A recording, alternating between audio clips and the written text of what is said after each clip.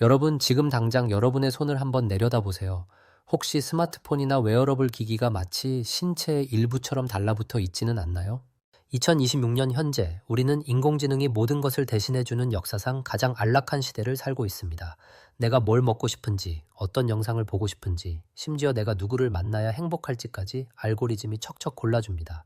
그런데 말입니다. 이상하지 않나요? 모든 것이 완벽해질수록 우리의 마음은 왜 더 텅 비어가는 걸까요?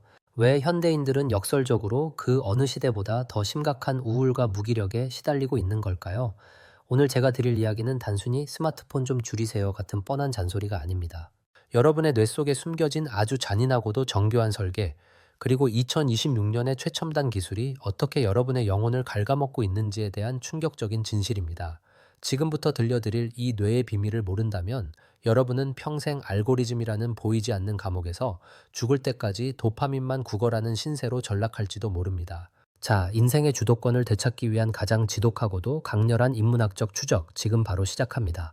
먼저 우리가 인정해야 할 아주 뼈아픈 사실이 하나 있습니다. 우리의 몸은 21세기 우주 시대를 살고 있지만 우리의 뇌는 여전히 맘모스를 사냥하던 구석기 시대에 멈춰 있다는 겁니다. 진화의 속도는 거북이걸음인데 기술의 속도는 빛의 속도로 달려가고 있으니 여기서 거대한 비극이 발생합니다. 상상해 보세요. 우리 조상들에게 가장 큰 공포는 굶주림이었습니다. 사냥에 성공하거나 달콤한 열매를 발견하는 건 그야말로 목숨을 건 도박이었죠. 그래서 우리 뇌는 아주 효율적인 생존 전략을 짜냈습니다. 당분과 지방을 발견하면 배가 터질 때까지 밀어넣고 작은 자극에도 민감하게 반응해서 에너지를 보존하도록 설계된 겁니다. 그런데 2026년의 현실은 어떻습니까? 이제 사냥은커녕 손가락 하나만 까딱하면 인공지능이 우리 집 문 앞까지 고칼로리 음식을 배달해 줍니다. 뇌 입장에서는 그야말로 노다지를 만난 겁니다. 본능은 환호하며 소리칩니다. 더 먹어, 더 쉬어, 노력하지 마 라고 말이죠. 여기서 이성이 비명을 지르기 시작합니다. 우리의 이성은 더 나은 내일과 건강한 신체, 그리고 깊이 있는 성취를 원하지만 본능이라는 구석기 시대의 괴물은 당장 눈앞의 편안함만을 탐닉합니다. 이 불균형이 극대화된 상태가 바로 우리가 매일 느끼는 권태의 실체입니다. 이것은 의지력의 문제가 아닙니다. 서울의 아파트 단지가 전쟁을 위해 요새화된 것처럼 우리의 환경 또한 우리의 본능을 자극해 돈을 벌려는 기업들에 의해 요새화되어 있습니다. 퇴근 후에 책 한 권 읽으려 해도 스마트 글래스 너머로 쏟아지는 화려한 광고와 알고리즘의 유혹은 스탈링그라드 전투보다 더 치열하게 여러분의 이성을 공격합니다. 결국 우리는 본능이 이끄는 대로 쾌락의 늪에 빠지게 되고 그 끝에서 감당할 수 없는 허무라는 청구서를 받게 되는 것입니다. 이제 두 번째로 우리를 조종하는 보이지 않는 사령관, 도파민에 대해 깊이 파헤쳐 보겠습니다. 많은 분이 도파민을 즐거움의 호르몬이라고 알고 계시죠? 하지만 그건 반만 맞는 이야기입니다. 뇌과학의 관점에서 도파민은 만족이 아니라 갈망의 호르몬입니다. 무언가를 가졌을 때보다 가지기 직전의 기대감에서 폭발합니다. 2026년의 디지털 플랫폼들은 이 점을 아주 악랄하게 이용합니다. 쇼폼 영상을 끝없이 넘길 때 여러분이 즐거워서 계속 보는 걸까요? 아닙니다. 다음에 더 재밌는 게 나올지도 몰라 라는 그 막연한 기대감, 즉 도파민이 만드는 가짜 희망에 낚여서 손가락을 멈추지 못하는 겁니다. 이것은 마치 카지노의 슬롯머신과 정확히 일치하는 원리입니다. 결과가 예측 불가능할 때 뇌는 가장 강력한 도파민을 뿜어냅니다. 현대의 인공지능 알고리즘은 여러분이 언제 지루해 하는지, 어떤 색깔과 소리에 눈동자가 반응하는지 실시간으로 계산해서 도파민이라는 마약을 혈관에 직접 주사합니다. 정작 영상을 다 보고 나면 기분이 좋아지기는커녕 눈만 침침하고 머리는 멍해지는 이유가 바로 이것입니다. 뇌는 이미 쾌락의 한계치를 넘겨버렸고 이제 더 이상 웬만한 자극에는 반응하지 않는 도파민 내성 상태에 빠진 겁니다.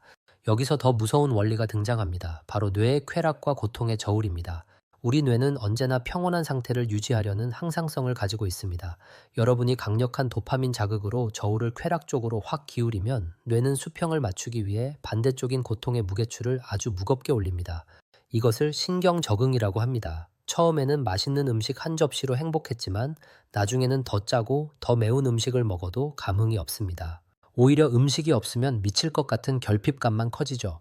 결국 현대인은 쾌락의 홍수 속에 살면서도 실제로는 고통의 무게추에 짓눌려 살고 있습니다. 친구와 커피 한 잔 마시며 나누는 대화, 따사로운 햇볕 아래를 걷는 소소한 행복은 이제 도파민 수치가 너무 낮아 아무런 느낌도 주지 못하게 됩니다. 오직 더 자극적인 가상현실, 더 폭력적인 게임, 더 즉각적인 소비만이 우리를 살아있게 만드는 착각을 줍니다.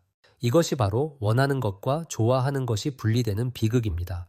우리는 스마트폰을 원하지만 사실 그것을 전혀 좋아하지 않습니다. 그저 고통의 저울이 너무 무거워져서 생기는 그 끔찍한 공허함을 메우기 위해 기계적으로 반복하고 있을 뿐입니다. 그렇다면 우리는 이 정교한 도파민의 감옥에서 어떻게 탈출해야 할까요? 마지막 챕터에서는 2026년이라는 초연결 시대를 살아가면서도 진정한 행복을 구축할 수 있는 구체적인 전략을 제시해 드립니다. 그 핵심은 바로 의도적인 고통을 통한 뇌의 리셋입니다.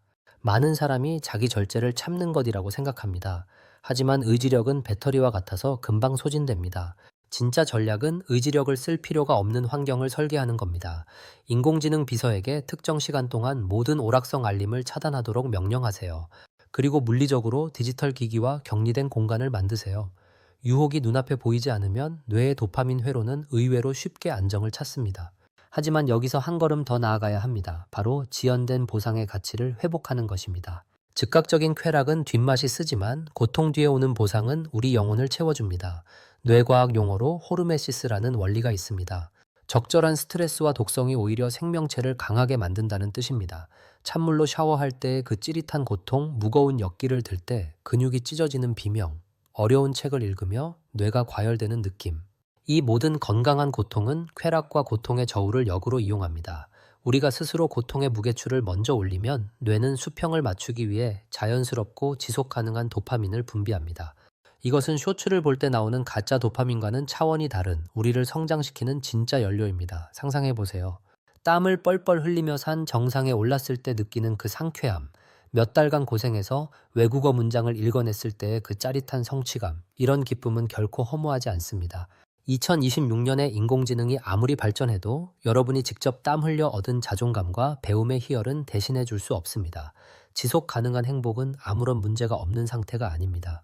그것은 가치 있는 목적을 설정하고 그 과정에서 발생하는 필연적인 고통을 기꺼이 껴안으며 한 발짝씩 나아가는 과정 그 자체입니다. 결국 인생의 주도권을 되찾는 유일한 방법은 본능의 노예에서 벗어나 이성의 목소리에 귀를 기울이는 것입니다. 편리함이라는 이름의 함정에 빠지지 마세요. 때로는 불편함을 선택하고 때로는 고독을 자처하며 여러분의 뇌가 진정한 가치를 식별할 수 있는 시간을 주어야 합니다. 벤치마킹 자료 속 아일랜드 사람들이 영국에 맞서 800년을 버텨내며 독립을 쟁취한 것처럼 여러분도 알고리즘의 지배로부터 여러분의 정신을 독립시켜야 합니다. 여러분의 저울은 지금 어느 쪽으로 기울어 있나요? 혹시 텅 빈 쾌락의 무게에 눌려 하루하루를 낭비하고 있지는 않나요? 오늘부터 아주 작은 불편함 하나를 의도적으로 선택해 보세요. 엘리베이터 대신 계단을 오르고 스마트폰을 거실에 둔 채 침실로 들어가고 인공지능이 추천하는 영상 대신 여러분이 정말 알고 싶었던 분야의 책을 펼치세요. 그 작은 노력이 모여 여러분의 뇌를 치유하고 2026년을 살아가는 여러분의 삶에 진정한 생명력을 불어넣어 줄 것입니다. 오늘 원리사전에서는 현대인의 불행과 도파민의 원리, 그리고 이를 극복하기 위한 자기 절제의 철학에 대해 깊이 있게 나누어 보았습니다. 우리가 겪는 허무함은 여러분이 부족하기 때문이 아닙니다. 단지 너무나 앞서가는 세상의 속도 속에서 우리 뇌가 잠시 길을 잃었을 뿐입니다. 하지만 원리를 알면 답이 보입니다. 본능을 이해하고 도파민의 함정을 직시하며 의도적인 노력을 통해 보상 체계를 재설계한다면 누구나 다시 행복해질 수 있습니다. 세상은 점점 더 교묘하게 여러분의 주의력을 앗아가려 할 것입니다.